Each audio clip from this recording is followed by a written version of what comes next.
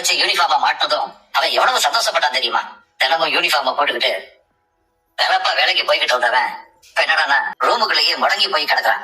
அவன் இனிமே வேலைக்கு போறதும் போகாததும் உங்க கையில தான் இருக்கு. நீ கொடுத்த கம்ப்ளைண்ட வாபஸ் வாங்கிட. புகுந்த வீட்டு நிம்மதிக்காக நீ கொஞ்சம் விட்டு கொடுத்து போகலாம்ல. விட்டு கொடுத்து போக கூடாதுன்னா நான் நினைக்கிற ஆளே இல்ல.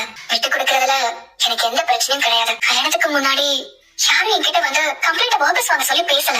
அப்படியே பேசிருந்தாங்கன்னா கூட நான் முடியாததா சொல்லியிருப்பேன். இப்ப எதுக்கு அந்த கதையை பேசிக்கிட்டு? கல்யாணத்துக்கு முன்னாடி என்ன நடந்துச்சோ என்ன பேசினாங்களோ இப்ப கேக்குறோம்ல. கேக்குறத பண்றதுல உனக்கு என்னமா பிரச்சனை? இவ்வளவு பிடிவாதம்லாம் ஒரு பொண்ணுக்கு ஆகாது. நடந்த விஷயம் உங்களுக்கு முழுசா எதுவுமே தெரியாதுன்னு நினைக்கிறேன். எனக்கு தெரிஞ்சவங்க டொமஸ்டிக் வயலன்ஸால அஃபெக்ட் ஆனாங்க. கம்ப்ளைண்ட் கொடுக்க நான் உங்க பையன் வேலை பார்க்க ஸ்டேஷனுக்கு போனேன். ஆனா அவர் கம்ப்ளைண்ட வாங்கி ஆக்ஷன் எடுத்திருந்தா எனக்கு எந்த பிரச்சனையுமே இல்லை. ஆனா தும்முறா நக்கலா கேவலமா பேசினாரு. அதனாலதான் நான் எஸ்பி கிட்ட பேச வேண்டியதாயிடுச்சு. எஸ்பி சாரும் உங்க பையன் மேல ஆக்ஷன் எடுக்கிறேன்னு சொன்னாரு. ஆனா அதுக்கப்புறம் நடந்த எதுக்குமே நான் காரணமே இல்ல. உங்க பையன் அதான் காலேஜ் வாசலுக்கு வந்து ஏன் ஸ்டூடெண்ட் மிரட்டினாரு. உங்க பையன் தான் அவனை கடத்திட்டு போய் அடிச்சாரு.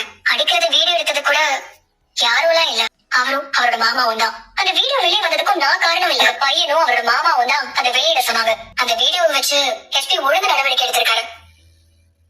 தப்பு பண்ணவங்கள சஸ்பெண்ட் பண்ணிருக்காரு. இதுல நான் எங்க இருந்து வந்தேன்? மதிக்கிட்ட பேசு, புரிஞ்சுக்கு பாரு, எல்லாம் சரியாகும்டா. நீ முன்ன மாதிரி சந்தோஷமா இருக்க. நான் சொன்னதை யோசிச்சு பாரு.